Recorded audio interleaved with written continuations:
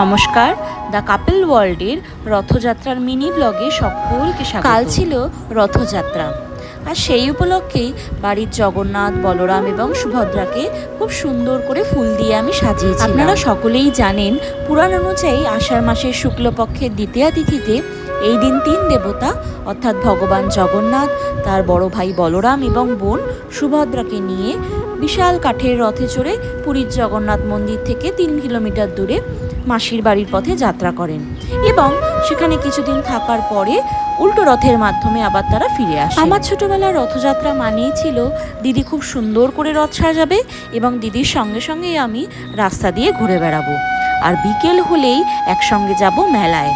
সময়ের সঙ্গে সঙ্গে অনেক কিছু বদলেছে, কিন্তু সেই মেলার দিনগুলো, শৈশবের দিনগুলো আজও একই রকম উজ্জ্বল। আজকের মতো এটুকুই, আসছি পরবর্তী ব্লগ নিয়ে খুব শিগগির।